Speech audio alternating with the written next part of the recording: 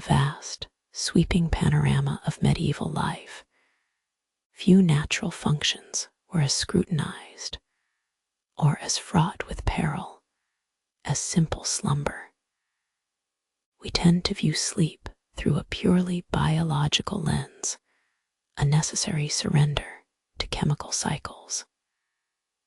But in the age before germ theory, the understanding of the human body and mind was inextricably wrapped up in the spiritual world. To merely close one's eyes was not simply to rest. It was an act of tremendous risk, a profound moral negotiation with forces unseen. The medieval concept of unconsciousness did not translate into biological necessity. Instead, it represented a dangerous ambiguity, a potential failing of the soul, or perhaps, worse, a porous gateway for infernal influence. Slumber became less a refuge and more an unstable borderland between consciousness and chaos. The careful management of wakefulness was, therefore, a performance of piety, intellect, and vigilance. Consider the spiritual centers of these communities, the monasteries, the cathedral schools, the countless religious brotherhoods that shaped the rhythm of daily life. For them, the prime directive often revolved around the maintenance of an unrelenting, flawless awareness. The goal was not merely to live, it was to demonstrate a perpetual state of readiness for divine revelation or eternal judgment, and nowhere was this expectation more intensely enforced than in the act of prayer. To gather in the cold stone aisles, surrounded by the weight of collective belief and scholarly aspiration, was to submit oneself to an all-night vigil. These vigils were acts of extraordinary endurance, a physical test of devotion designed to prove that the supplicant possessed a soul capable of sustained spiritual focus. They required not just effort, but an unnatural kind of unwavering commitment. The failure in this demanding performance was always interpreted through the lens of sin. A head bobbing slightly during the chanting, a weary sigh escaping lips supposedly reciting sacred text, any slight lapse into unconsciousness was instantly magnified, transforming from simple fatigue into damning evidence of moral weakness. Picture a young novice, perhaps only 16 summers old, standing rigid in line with his brethren under the watchful gaze of an abbot. The hours bleed together beneath the oil lamps, and the collective chant becomes a monotonous drone that vibrates not just through the floor, but through the bones. Exhaustion arrives subtly at first, a tingling in the eyelids, a slight wobble to the breath. This is merely biology struggling against severe sleep debt. But within the rigid hierarchy of faith, biology did not get a vote. That drooping eyelid was instantly reinterpreted. It suggested an internal spiritual lassitude. It could be read as a willful distraction, or worse, a momentary opening, allowing some whisper from the lower circles of existence to slip into the soul's fragile chamber. The anxiety generated by this expectation of perfect wakefulness created an extraordinary psychological burden. The novice is not simply trying to stay awake. He is actively performing piety against sleep itself. He must guard his mind, body, and spirit simultaneously from the internal assault of exhaustion and the external judgment of his peers. His consciousness becomes a commodity, policed by both divine mandate and human scrutiny. The consequences for failure were profound. Simple falling asleep could escalate rapidly into accusations of spiritual treason or physical malfeasance. The religious order itself served as a crucible, testing every member's commitment to a heightened state of alert, a constant readiness that mimicked the eternal vigil of saints in legend. This initial anxiety lays bare the foundational premise that consciousness was not merely a gift, but an active, visible expenditure of spiritual effort. It was proof of life. It was evidence of moral fiber. If you were awake, you were worthy. If you slipped into slumber, you risked being exposed as having something fundamentally flawed, be it a weakness of the will or a dangerous susceptibility to forces beyond human understanding. The boundary between healthy exhaustion and demonic influence was terrifyingly thin, easily blurred under the weight of candlelight and unwavering faith. It is this tension, the frantic struggle to prove one's spiritual alertness against the overwhelming, seductive gravity of rest, that defines sleep in the medieval world. The anxiety of falling asleep was not merely an inconvenience, it was a spiritual failing. In the structured, highly moralized world of the medieval mind, to succumb to slumber during required wakefulness was to surrender one's soul, or at least face divine wrath. The novice who nodded off in the dim light was facing more than a reprimand from his abbot. He was confronting the possibility that he had not simply fallen asleep, but that some external force had claimed him. But even surviving the accusation of spiritual failure did not guarantee a quiet life. For those dedicated to God, particularly members of certain monastic orders or civic guard units, wakefulness was a literal requirement for survival, or at least for maintaining one's sacred duty.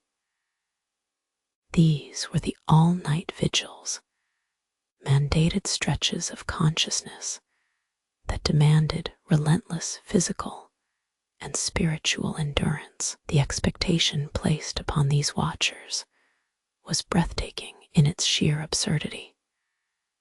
To maintain perfect alertness through the cycles of natural sleep, hunger, and deep fatigue required a kind of superhuman piety.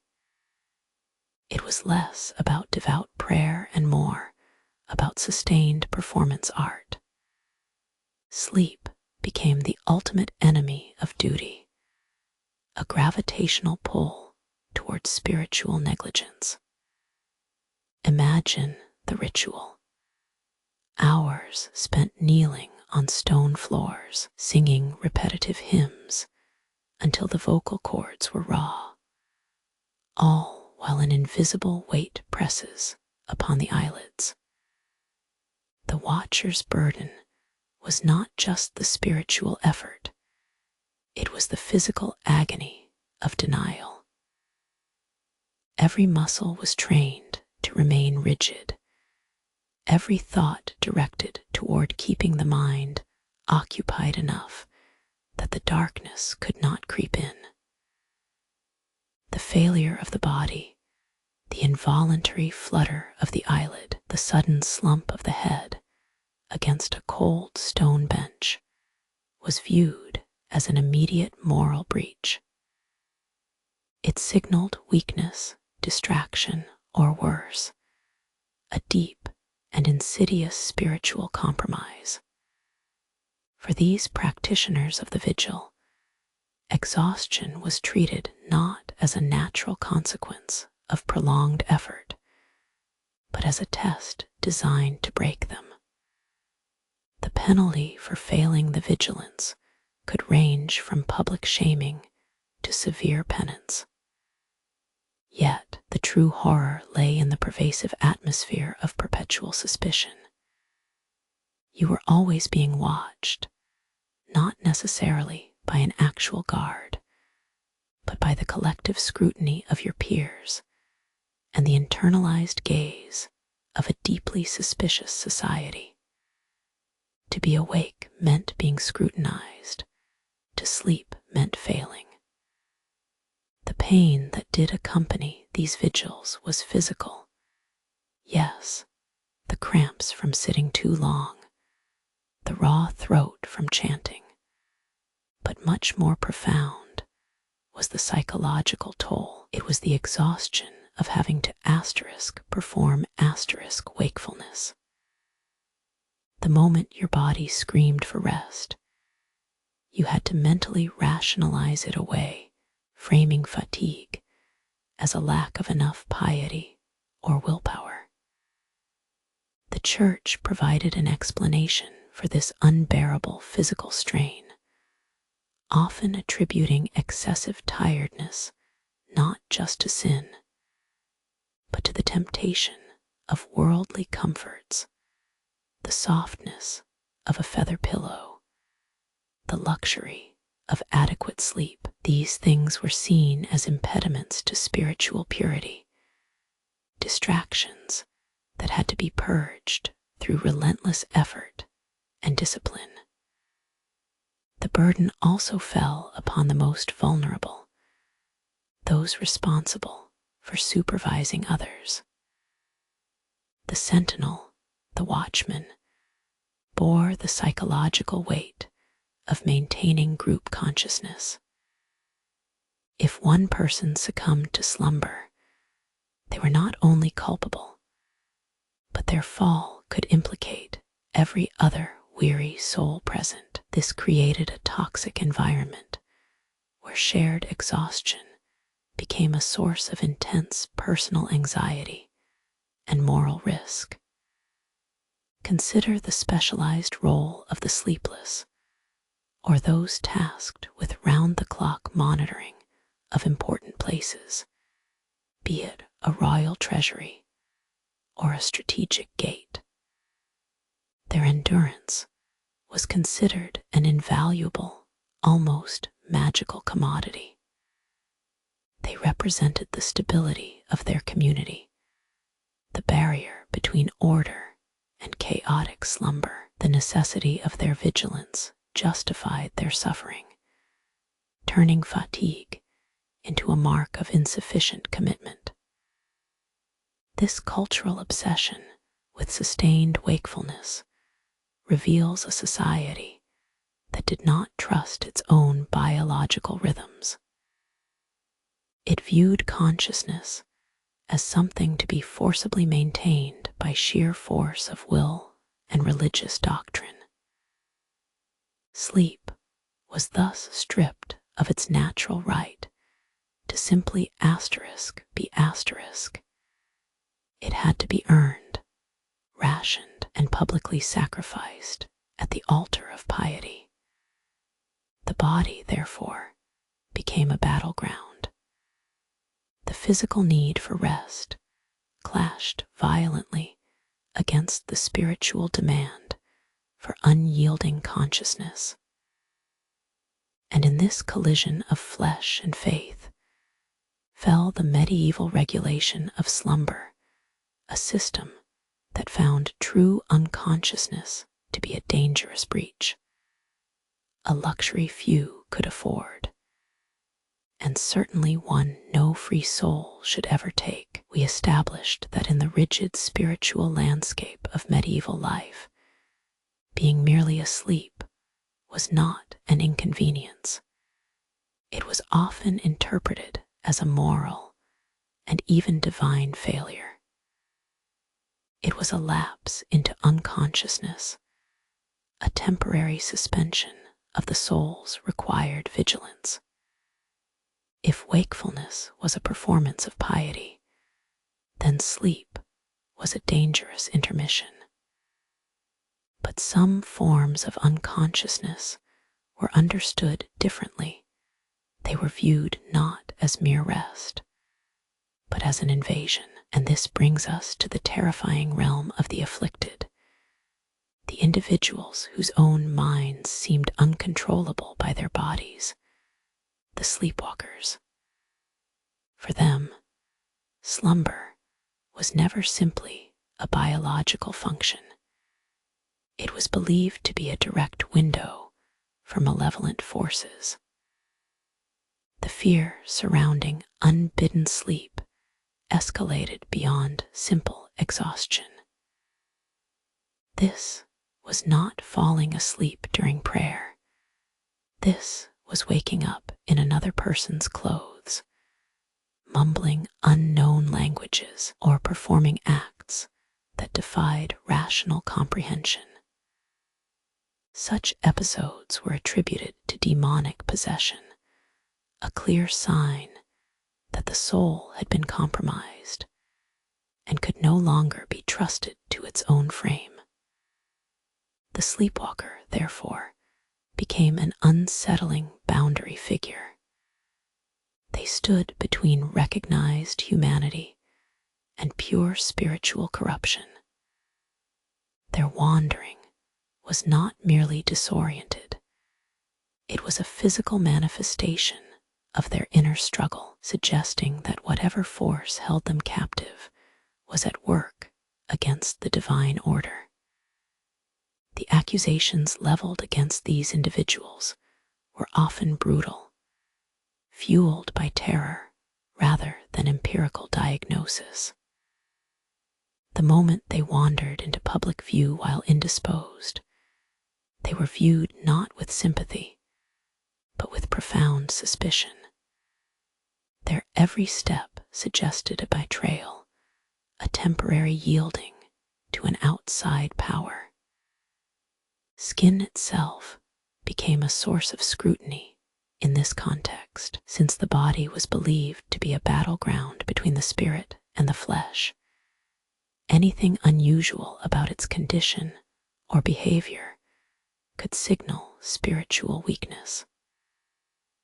Marks, rashes, strange physical signs seen on those who acted out while asleep were often misinterpreted as literal evidence of demonic infestation, or perhaps of sexual corruption.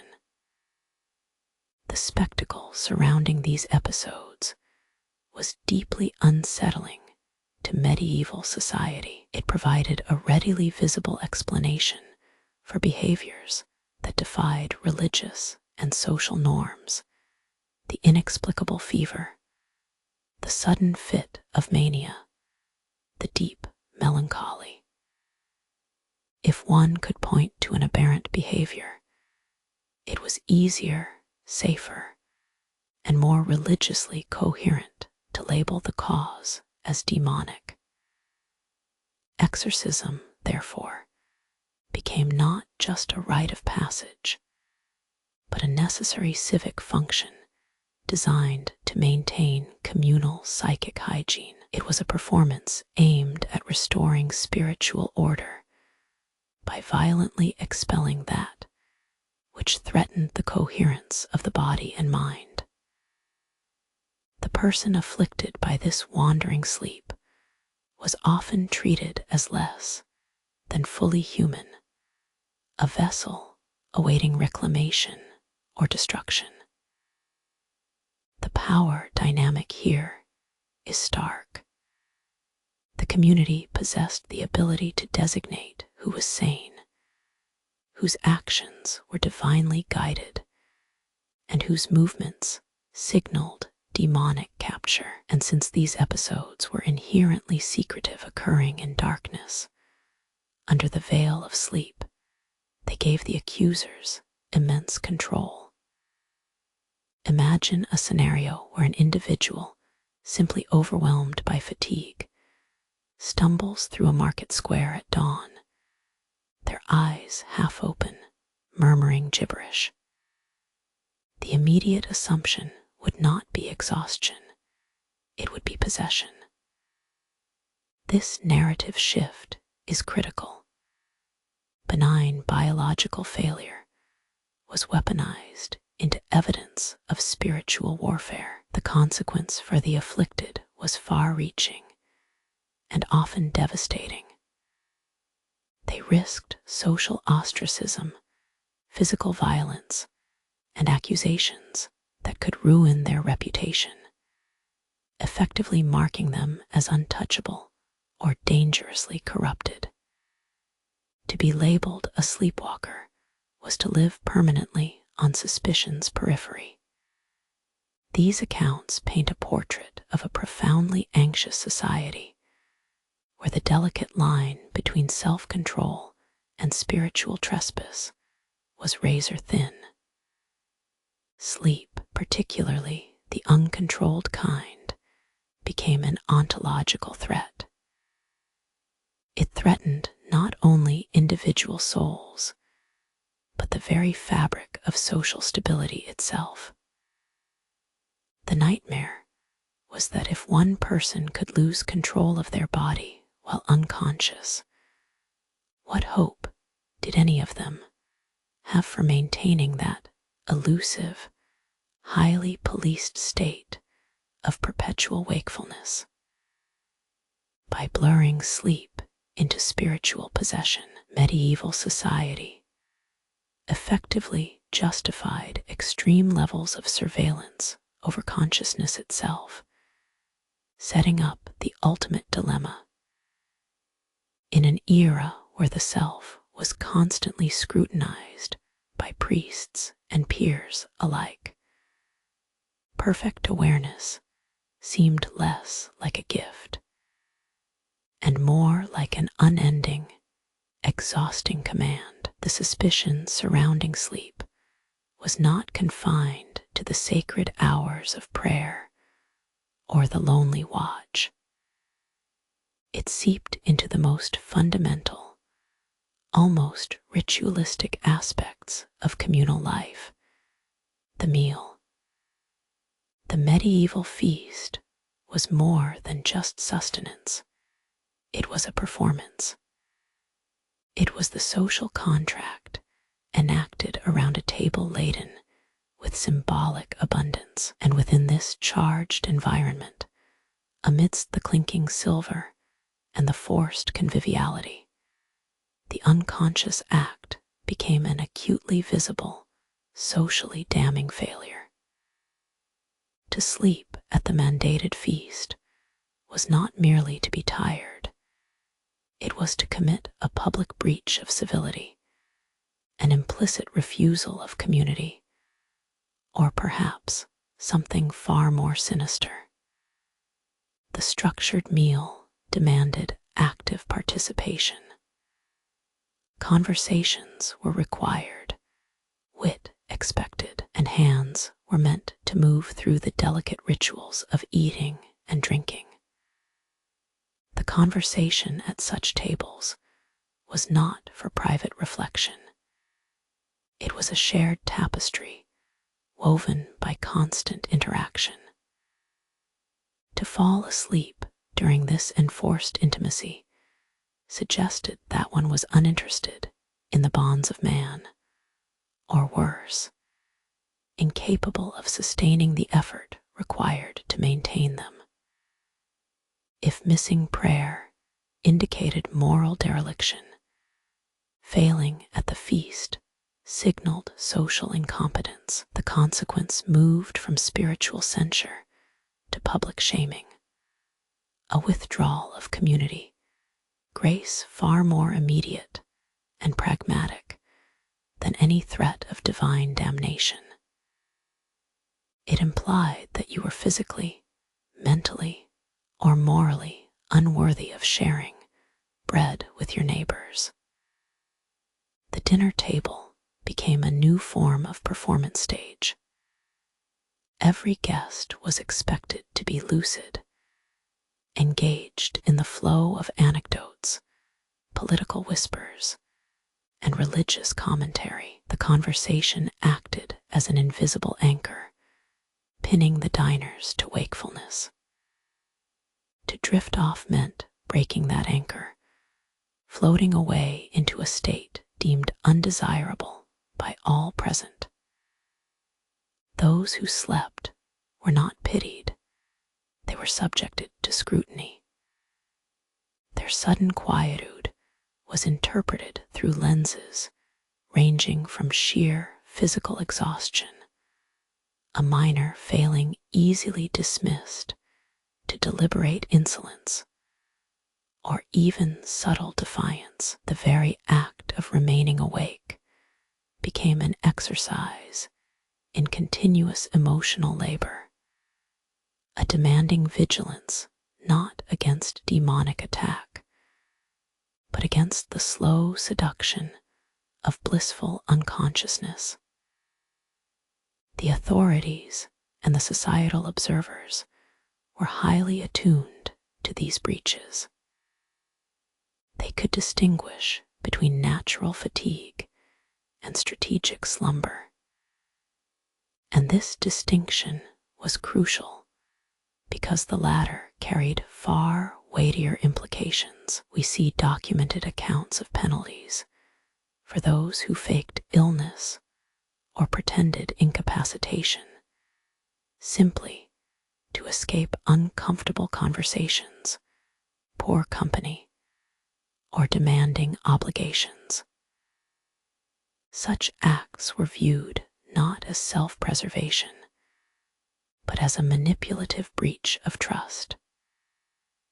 To feign unconsciousness in the midst of communal life was akin to publicly lying about one's own state of being, shattering the fundamental expectation that all members of the group were present and contributing.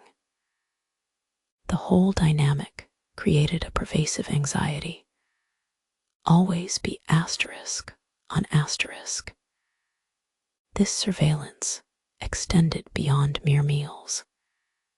If you slept during labor, if your hands slackened while harvesting grain or weaving thread, you risked not only punishment from your master, but perhaps even charges of negligence leading to physical harm. The economy was built upon sustained, reliable wakefulness. Sleep became directly correlated with productivity and therefore economic viability. What we are observing is a society that systematically polices the entire spectrum of consciousness. Spiritual alertness during prayer, emotional engagement at the feast, physical endurance on guard duty, and perfect concentration in labor. Unconsciousness, whether self-induced or externally imposed, was treated as a highly unstable, controllable condition, and failure to maintain control over it carried immense risk. The ability to remain fully engaged, witty, alert, and tireless became not just an admirable trait, but a required component of medieval personhood. Sleep was therefore redefined. It was not merely biological rest. It was the temporary suspension of one's social and moral contract with the community. And breaking that contract had tangible, immediate costs, whether paid in public ridicule, loss of trust, or punitive measures from law enforcement. The collective gaze held the sleeper accountable. It demanded a performance of continuous self-monitoring, a sustained, conscious effort to participate fully in every single moment, until the sheer exhaustion of such vigilance finally claimed them. The curtain must always remain drawn on the self, never allowing too much private shadow into the public light. The scrutiny of consciousness was never limited to the sacred altars or the communal dining hall. It seeped into the most mundane, day-to-day transactions of life. If sleep could be a spiritual failing, then pretending illness, feigning incapacity, was nothing less than outright deception, crossing the threshold from mere sin into the realm of actionable crime. In medieval law and custom, to convincingly declare oneself incapable was to manipulate another person's resources or expectations, fundamentally undermining the fragile trust that held communities together. Consider the local magistrate or the guild master. Their authority rested on accurate assessments.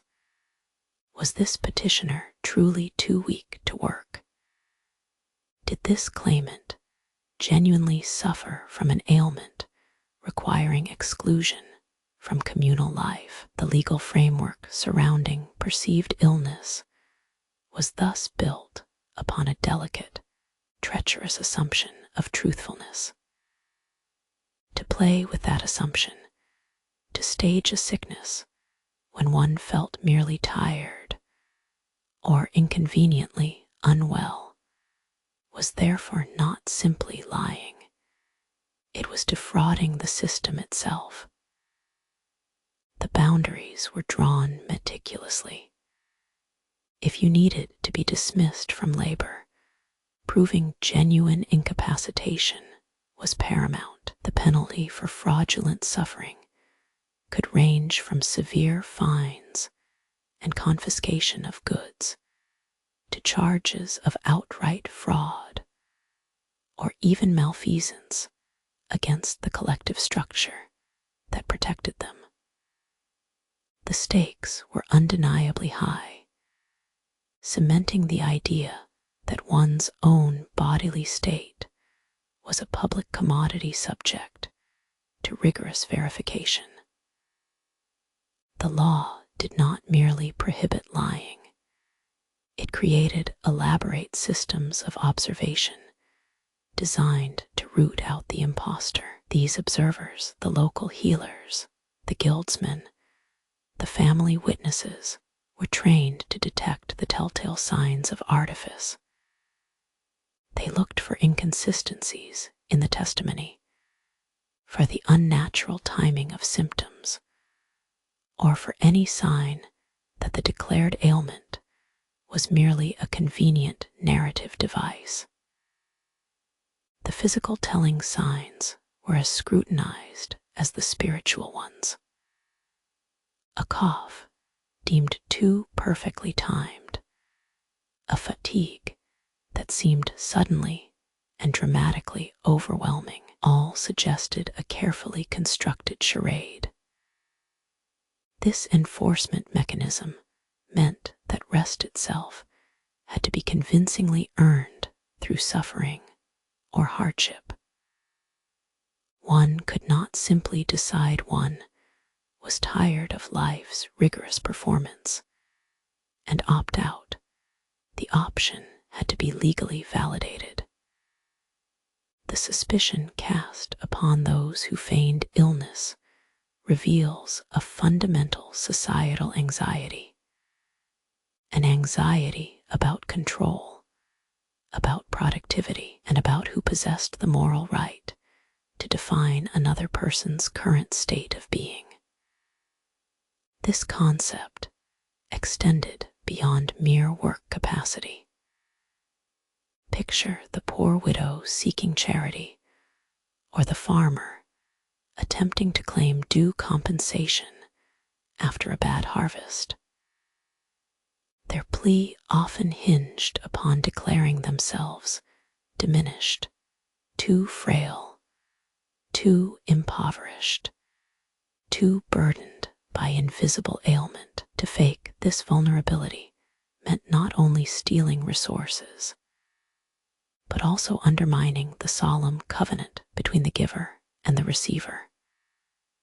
The charlatan who claimed phantom pains or mysterious fevers was seen as doing double damage, defrauding materially, while simultaneously defiling the sacred trust inherent in requests for aid. The authorities, therefore, possessed a potent blend of medical curiosity and suspicion. They did not treat these claims with simple charity. They treated them like forensic evidence presented before an accusatory jury. When self-declared incapacitation was challenged, the penalties were brutal, not just punitive fines, but public shaming designed to restore order and enforce honesty in all future dealings. The person exposed as a fraud not only paid restitution for their supposed lack of work time, but also faced the moral disgrace of having fooled the entire community. The law effectively created an industrial complex around the concept of suffering.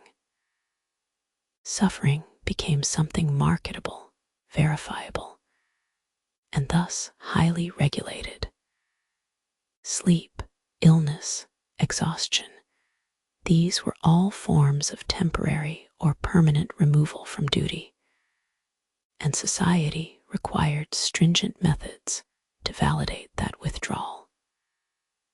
Furthermore, the legal scrutiny sometimes bled into areas where simple fatigue might have once been tolerated. If one failed to show up for a mandated assembly or simply missed a day's labor, chronic exhaustion could be immediately interpreted through the lens of malingering. Was the absence due to legitimate illness, or was it merely an opportunistic nap that conveniently avoided tedious obligation? The line between genuine weakness and deliberate avoidance was razor thin, and medieval legal systems had few tools for judging where precisely that line fell. This constant vigilance over bodily narratives, whether they were narratives of piety, labor, or ailment, served to maintain the immense social machinery of the age. To participate fully meant displaying convincing competency at all times, constantly proving one's readiness to be awake and contributing. The body became a site of legal performance art. Failure to perform meant legal liability. Failure to pretend suffering convincingly meant public fraud. The penalty for failing these continuous performances was never just monetary. It involved the forfeiture of standing the erosion of one's reputation within the guild, the community, or even the family unit.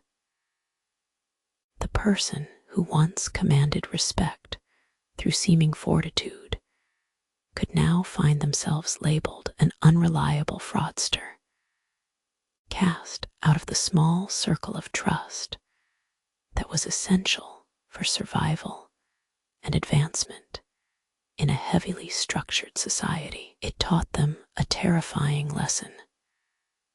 Simply being tired was not enough to protect you from both the law and the community's judgment. Having established that sleep was not merely an inconvenience, but a profoundly controlled resource, a violation of spiritual law and social contract. By the time we reached the communal feast, medieval society began policing rest with astonishing diligence. If falling asleep during prayer was a sin against God, then resting during a meal was an affront to community. If feigning illness was fraud against the magistrate, then simply nodding off in the workshop felt like theft from the collective economy. And so we arrive at the black humor of nap time. This is where the deep moral panic transitions into sheer economic anxiety. In these later stages of medieval life, rest ceases to be a spiritual failing and becomes an explicit labor transgression. The energy required for one's continued existence was viewed not as a biological endowment, but as capital, a liquid asset that must be perpetually deployed for the benefit of the collective enterprise. Imagine the skilled artisan in the guild hall, spending hours perfecting his craft. His labor is directly tied to the success and reputation of his entire trade. To pause, even for a minute's stolen doze over the workbench, wasn't just lazy, it was materially dangerous. A fractional lapse in attention could mean a flawed cut of wood, a misaligned piece of ironwork, or a spoiled die. And failure meant not only ruined goods, but potentially ruin for his guild mates. The workplace became a highly charged ecosystem, monitored by 1,000 subtle mechanisms: the watchful gaze of the master craftsman, the ringing complaint of the journeyman, and the constant underlying threat of disciplinary action.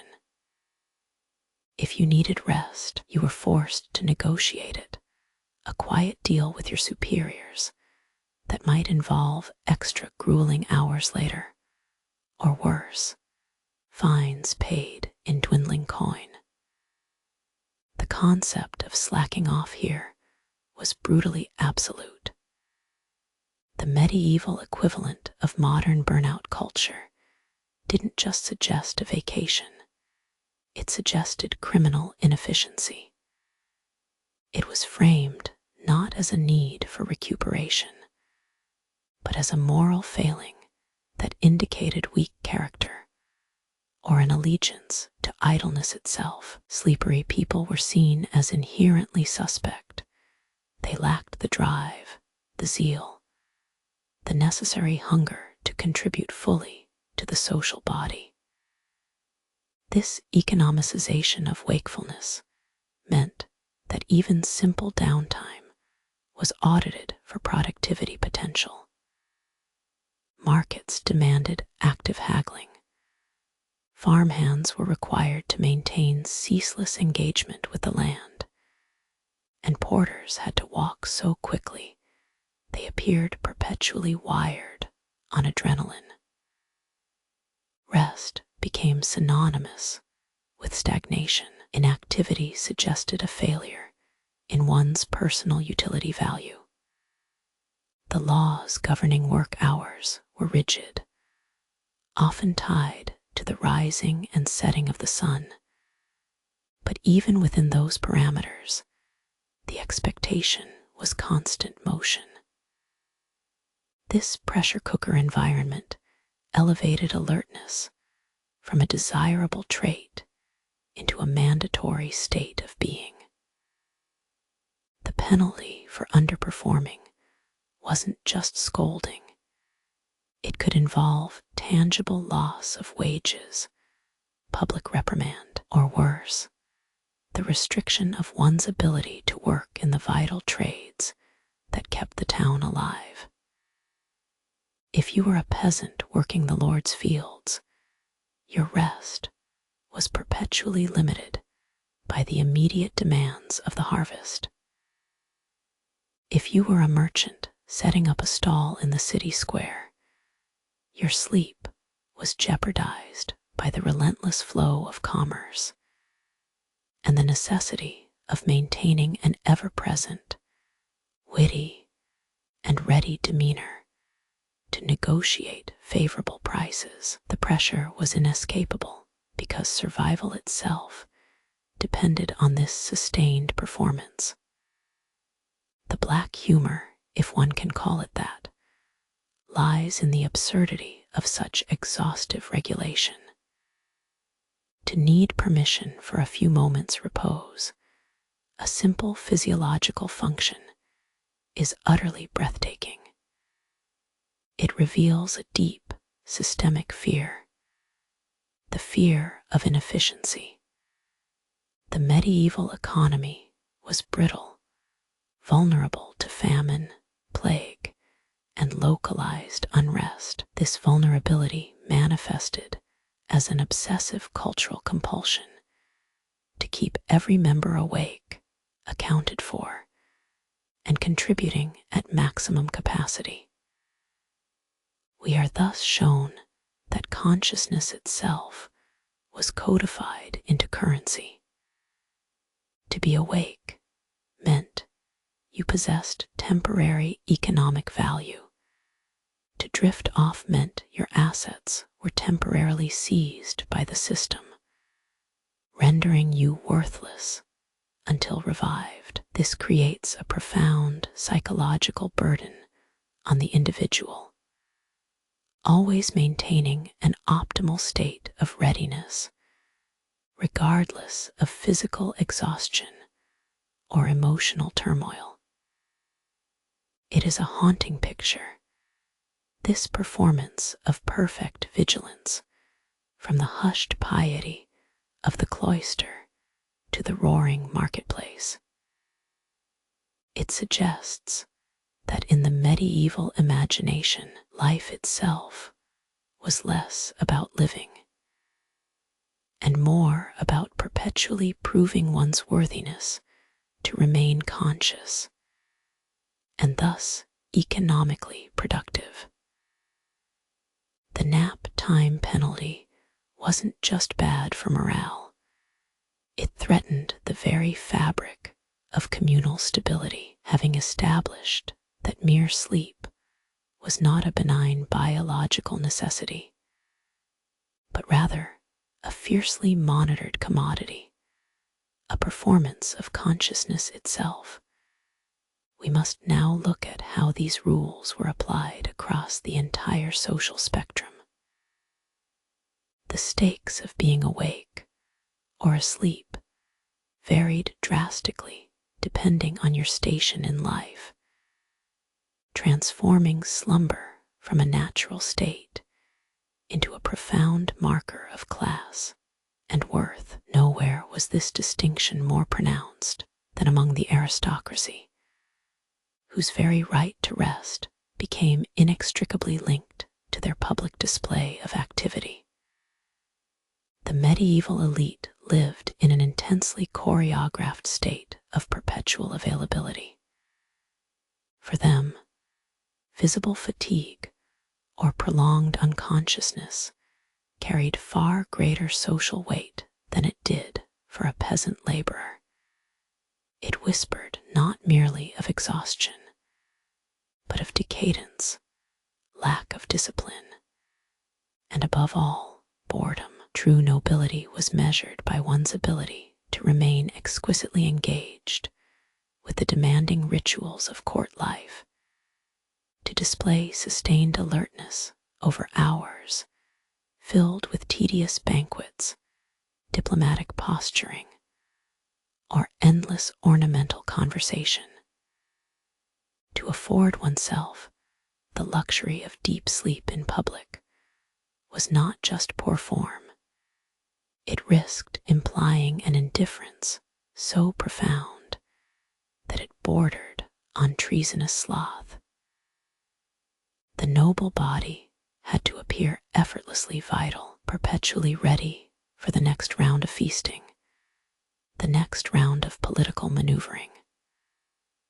Rest, therefore, became another meticulously controlled commodity, one accessible only because one had already accrued sufficient wealth and prestige.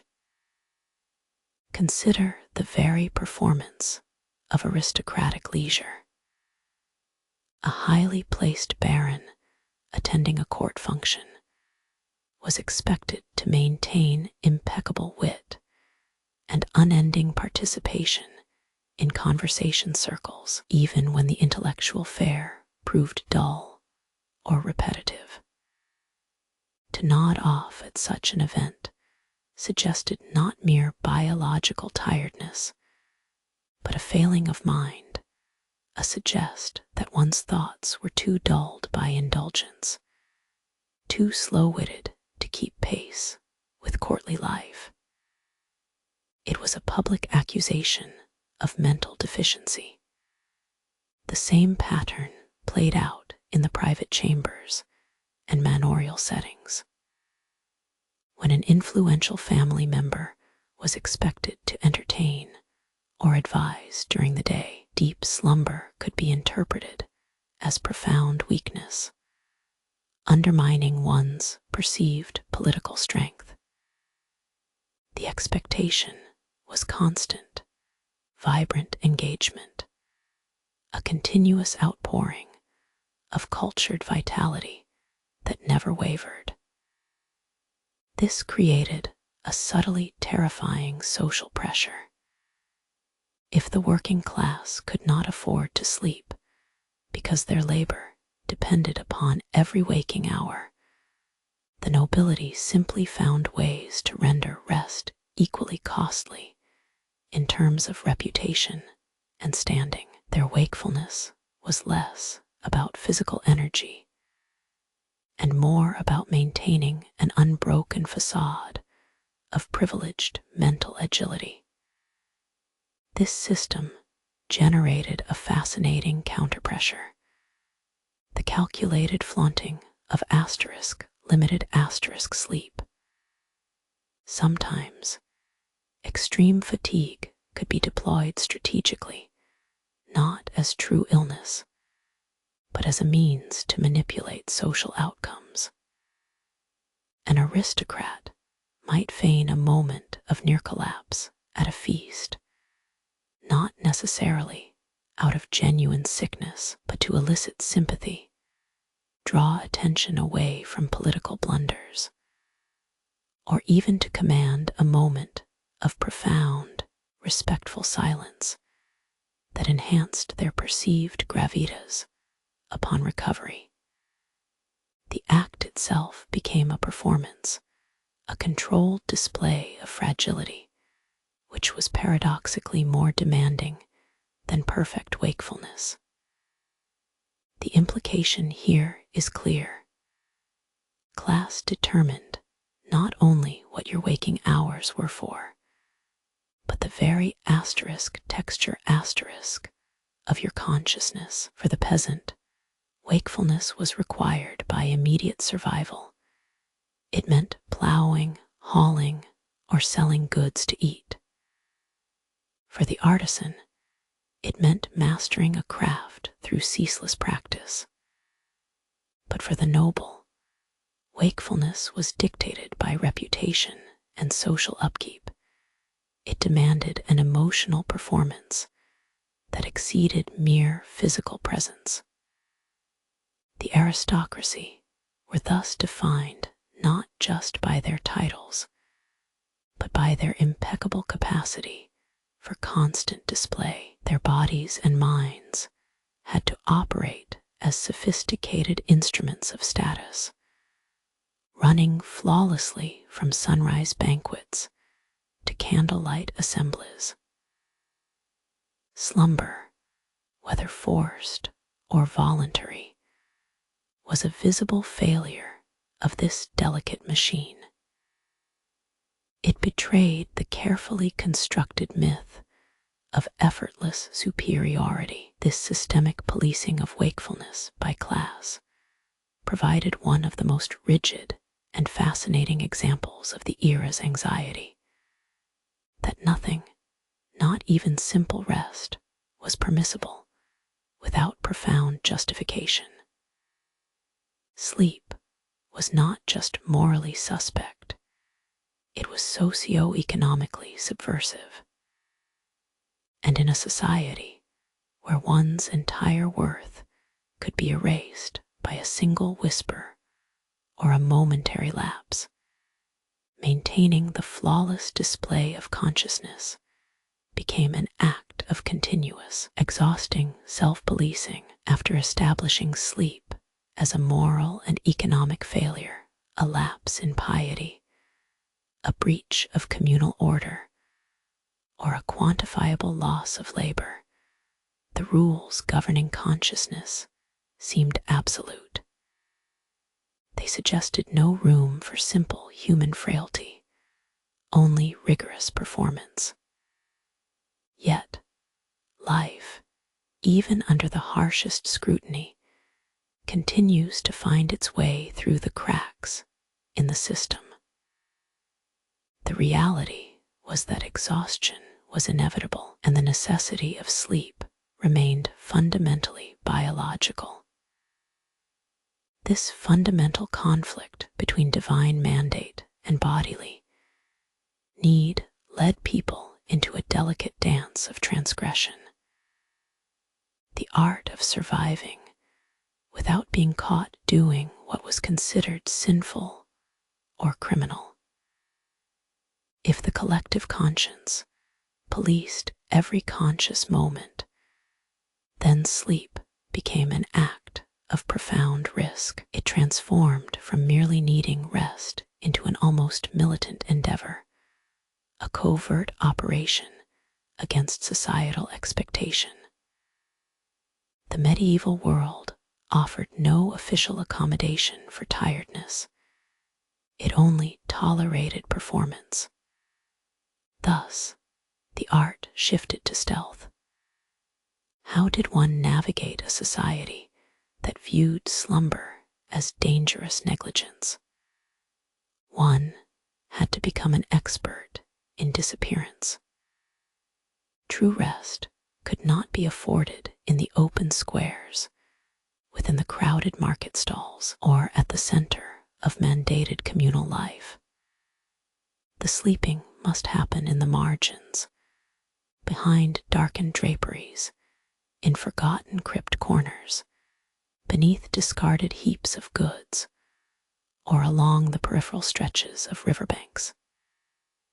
These were the forbidden napping grounds, places where society's acute gaze could not penetrate. Here, rest was less a period of unconscious recovery and more a calculated act of evasion. The very location became part of the survival strategy. The geography of sleep then became inherently political. To find space for slumber meant finding temporary zones of exemption from communal surveillance. Travelers who journeyed through these heavily policed towns mastered the silent art of resting where they could be overlooked, a deep ditch outside the walls, an unused loft above a merchant's shop, or sharing the meager shelter with animals in the pre-dawn hours. These hidden spaces were not merely places to recharge, they were temporary islands of necessary defiance against the demanding vigilance of the community. Within these secret sanctuaries, the act of sleep became shrouded in ritual secrecy. One slept knowing that discovery carried risk, the risk of accusation, suspicion, or even disciplinary action from watchful authorities who might mistake exhaustion for moral laxity or demonic interference.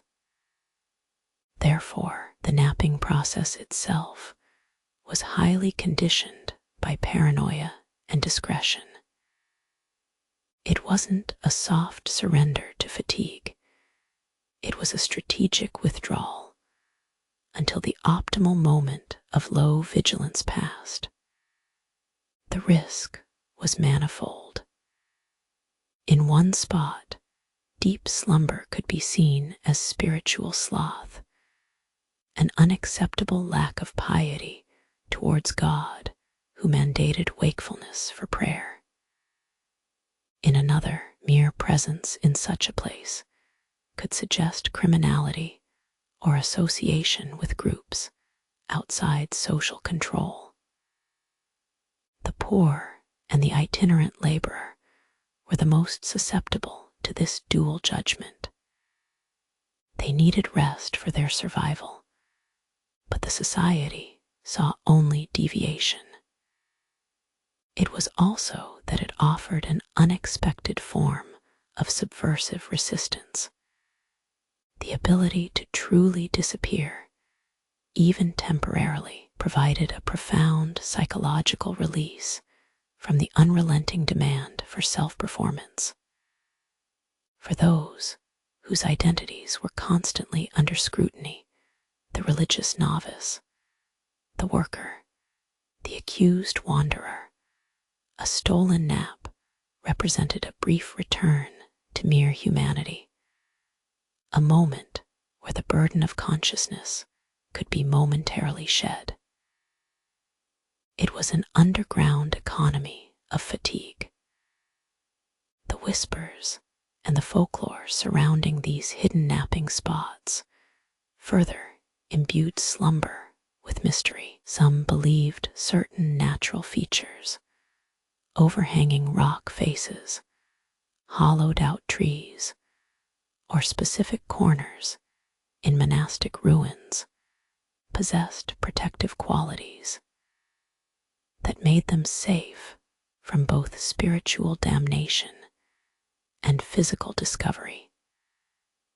These local superstitions provided a crucial, if fragile, psychological safety net for the weary population. The ultimate lesson from these clandestine acts of rest is that while medieval society mastered the regulation of public performance, demanding wit at the feast, piety in the chapel, vigilance on watch duty, it could not fully account for the sheer biological imperative of humanity.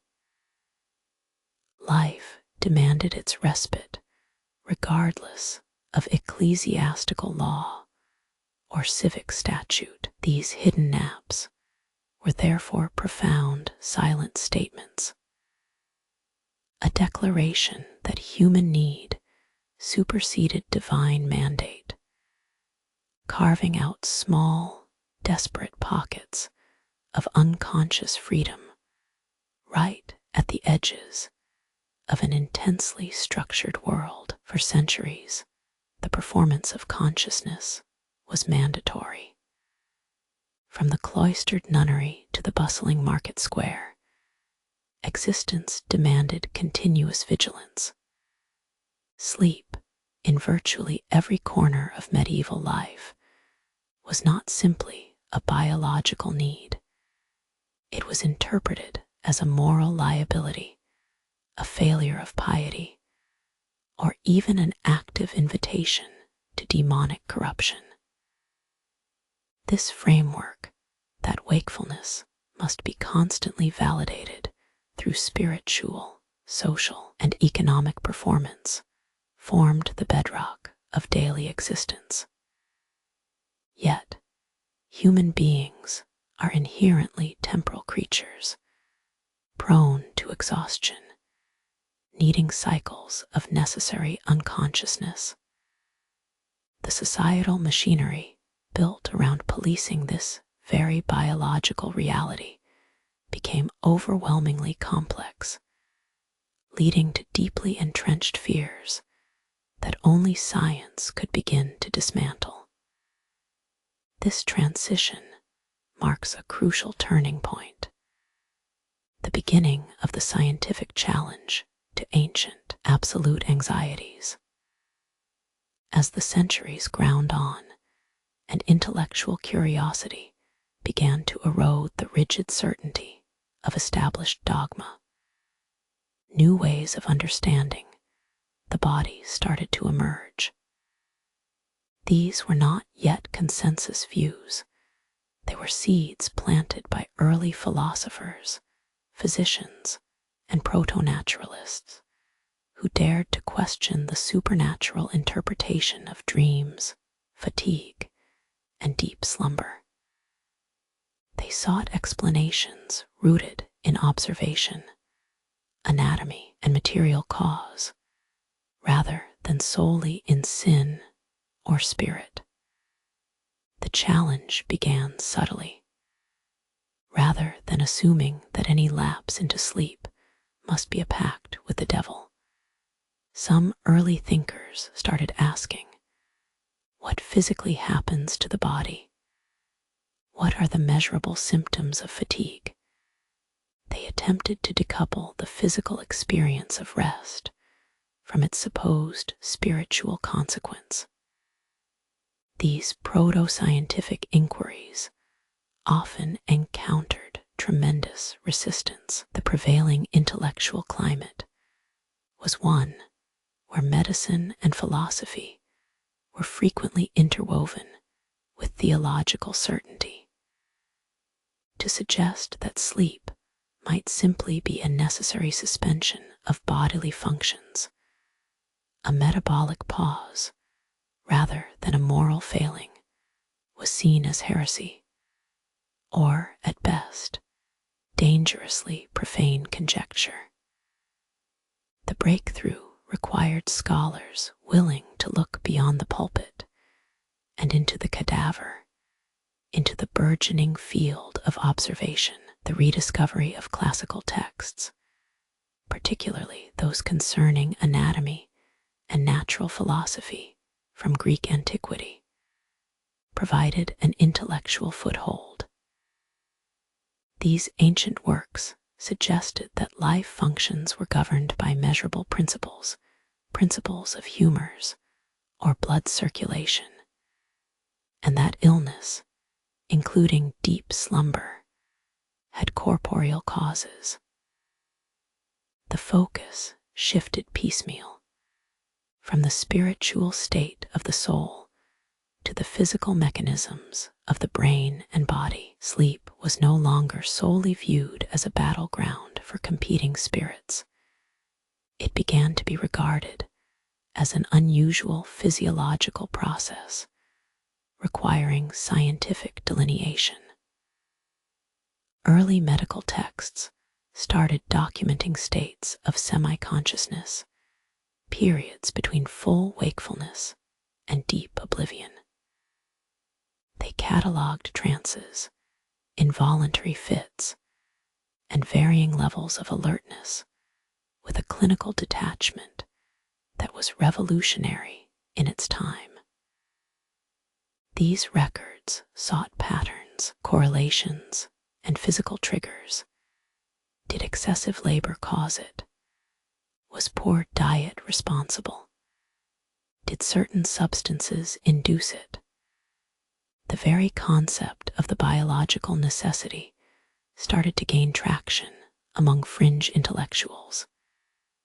They argued that just as hunger demanded food and cold demanded fire, so too did consciousness require rest. Sleep was posited not as a punishment or a test, but as a fundamental requirement for continued physical function. This slow encroachment of naturalism created a profound epistemic tension within medieval society, a conflict between the comforting absolute authority of revealed religious truth and the chaotic, yet tantalizingly suggestive evidence provided by meticulous empirical observation. It was intellectually destabilizing. It questioned the very framework upon which social order and cosmic meaning had been built. The scientific challenge wasn't a single grand revelation. It was a slow, arduous accumulation of doubts, of questions, and of alternative hypotheses. It required generations to peel back the layers of cultural belief, the suspicion of the feudal lord, the piety of the monastery, the rules of the communal meal, to expose the simple, repeating pattern.